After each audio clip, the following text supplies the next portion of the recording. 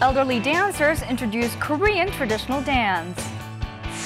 Korea and Timor-Leste become one at Friendship Week. Smart work centers in the Netherlands. Autistic pianist Park Se-jun overcomes difficulties. Hello, welcome to Going Global. I'm your host, Chung Se-mi. These days, we're hearing a lot of heartbreaking news from around the world. But let me start off by sharing a heartwarming story with you.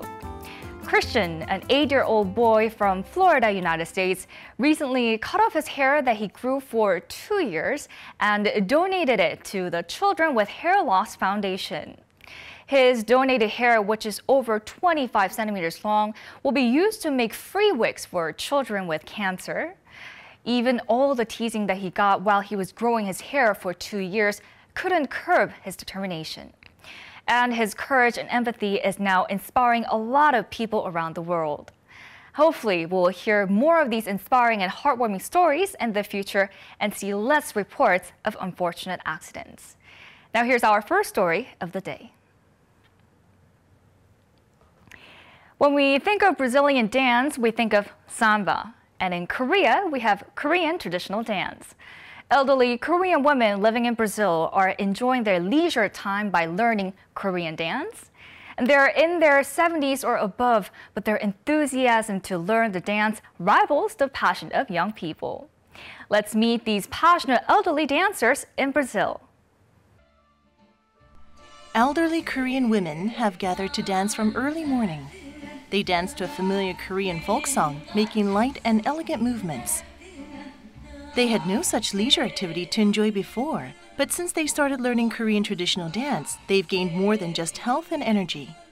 요즘 세상 살이가 좀 힘들은데 이런 걸 하니까 이 정신적인 치료도 되더라고. 그리고 행복해요. 이 춤을 추는 순간은 행복하고, 아, 내가 이걸 잘 시작했구나. 그리고 역시 나는 한국 사람이구나.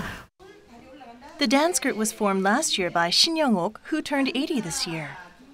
Shin studied Korean traditional dance in her younger days, and she established the Korean traditional dance group at her own expense to introduce the dance to the Brazilian people.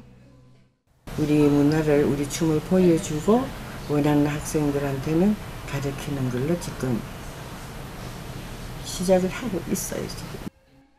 The dance group consists of around 20 Korean members, all in their 70s or 80s. When they gather to practice twice a week, they feel as if they've gone back to the home country that they left long ago. Some second-generation Korean Brazilians who are unfamiliar with traditional Korean culture have also started showing interest.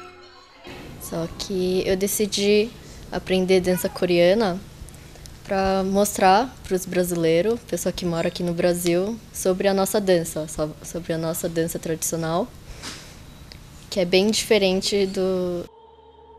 Last year, the dance group was invited to perform at a Korean culture festival held at Recife, the capital city of the state of Pernambuco. Since then, the group has been performing at any event that introduces Korean culture.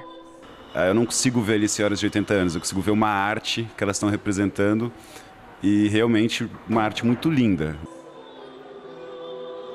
The group plans to give as many performances as they can in the future.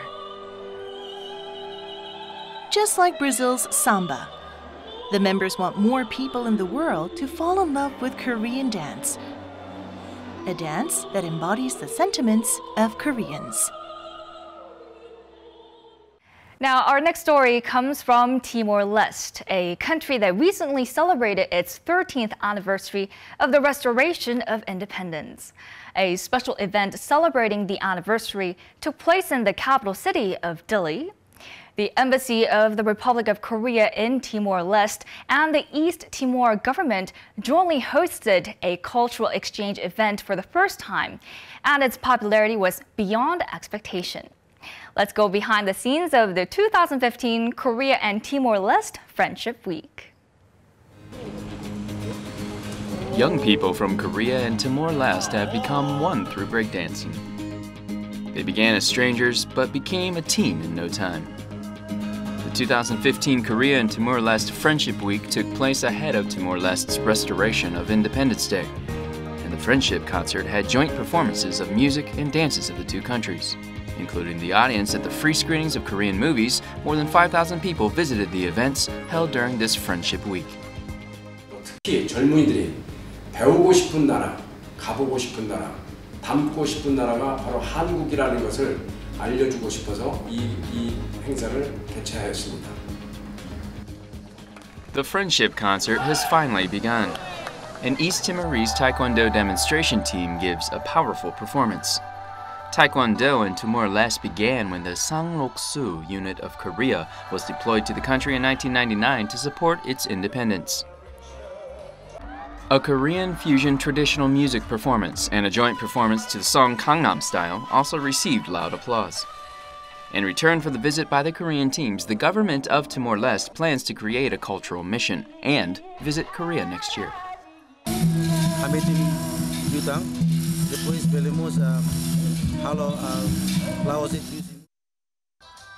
This East Timorese traditional dance that celebrates harvest seems somewhat familiar. Performers from Korea were impressed by the warm welcome by the people of Timor-Leste. 동티모르 국민들이 우리나라 문화를 너무 많이 알고 있어서 굉장히 인상 깊었고요. Almost 2,000 East Timorese are currently living in Korea, including about 10 college students. The special friendship between Korea and Timor-Leste, which recently celebrated its 13th anniversary of the restoration of independence, is getting deeper through cultural exchange. What a strong bond that Korea and Timor-Leste have formed through cultural exchange. We hope the two countries continue to deepen their relationship in the future, and it will also be great to see Korean culture flourishing in more countries around the world. Now, let's move on to our next story, which comes from Amsterdam in the Netherlands. In this digital world that we live in, it's almost impossible to work without computers or digital devices. In Amsterdam, the conventional office space is slowly disappearing. It's because of the so-called smart work centers spreading across the country. Then how can people work without going to their offices? Let's find out about the smart work system in the Netherlands. This is the headquarters of a consulting company in Amsterdam. No signboards of the company are seen in the building. There are more than 70 employees, but only about 10 are working at the office.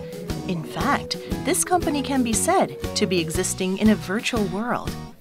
All documents and data are stored on its cloud server, and employees can contact each other anytime through emails and messengers, so there is no need for them to meet up. Such changes occurred when the company introduced the concept of smart work a few years ago, which allows people to work regardless of time and place.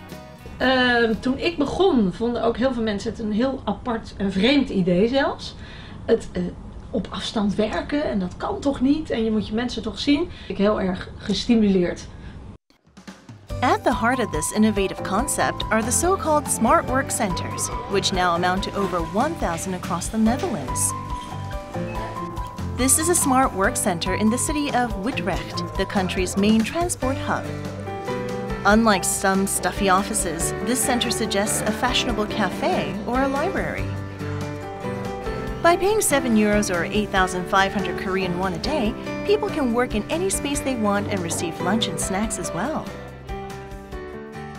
Maar altijd in combinatie met een bespreking in Utrecht. Dus ik kom hier niet speciaal naartoe om hier dan te gaan werken.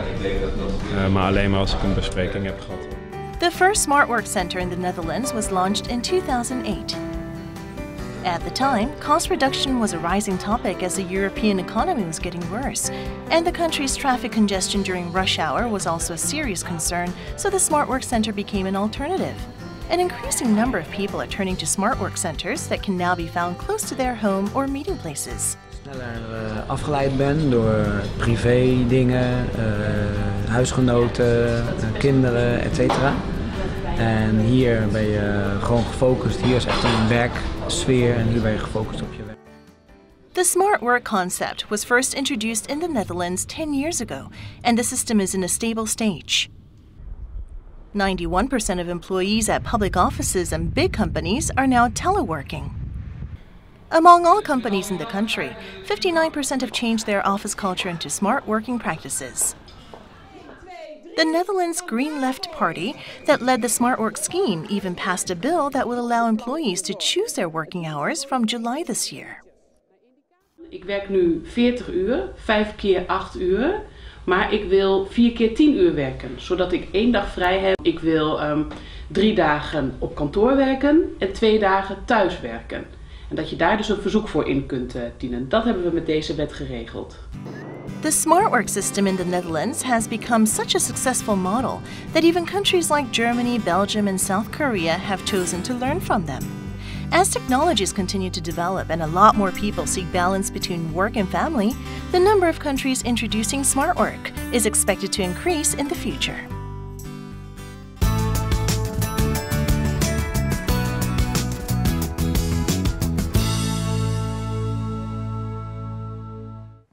Now here's our last story of the day. There are a lot of renowned Korean musicians active on the world stage, but here's a story of an extraordinary musician who is a little more special. His name is Park Se-jun, an autistic pianist living in New Zealand who is giving hope to many with his exceptional talent in piano. Let's take a look.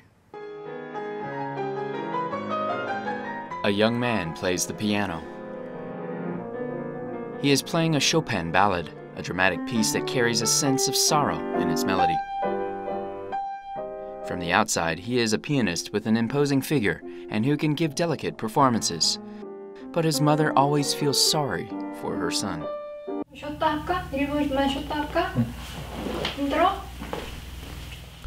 Pianist Park Se-jun, who's currently living in New Zealand, was born with autism. He is 22 this year, but has the mental age of a 12-year-old, lacking communication and interactive skills. But he showed signs of musical genius, and he especially liked the piano. His solo performances of Chopin and Beethoven are uploaded on YouTube. He plays them all without sheet music, a challenge for even the most experienced pianists.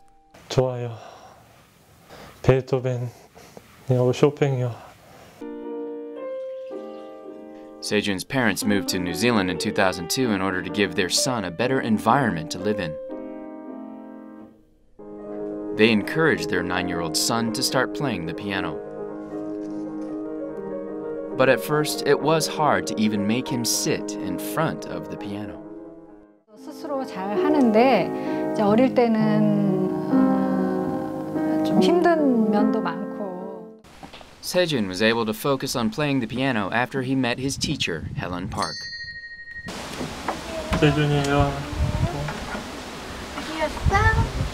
Park remembers young Se-jun having a natural sense of rhythm, although he lacked communication skills. He had an exceptional ability to interpret music and to memorize whole pieces. With Park's guide and instruction, Se-jun fell in love with the piano and was able to practice for more than 3 hours without any problem. 피아노라는 악기는 아무리 머릿속으로 얘가 정말 그 천재성을 갖고 있어도 연습을 해야 되거든요. 충분히 그 하루 종일 그 연습을 해야 되고 세준이는 또 특히 자기가 연습하는 걸 좋아하고. As his efforts were added to his natural talent, people around Se-jun started to recognize his ability. In 2007, he took part in the North Shore Piano Competition in Auckland and won first place among 10 contestants after performing Chopin's Etude. 유명한 피아니스트요. 되고 싶어요. 5 years ago, Se-jun took on a new challenge. He started playing the piano at a local cathedral. It's different from playing the piano by himself because he needs to play in tune with background voices. He plays it very well and it's very accurate and I never have any problems singing with him. It's lovely. 성당에 가서 자기가 다른 사람들을 위해서 봉사를 하고 사회에 기여할 수 있는 그런 계기가 된 것 같아서 After a long period of practice and training, Se-jun is finally having his first solo piano recital in August. Park Se-jun is now ready to share his extraordinary talent with the world. Autistic pianist Park Se-jun became who he is now with his talent and hard work. But more importantly, it was his mother's and teachers' sacrifice and efforts that made it possible for him to foster his talent.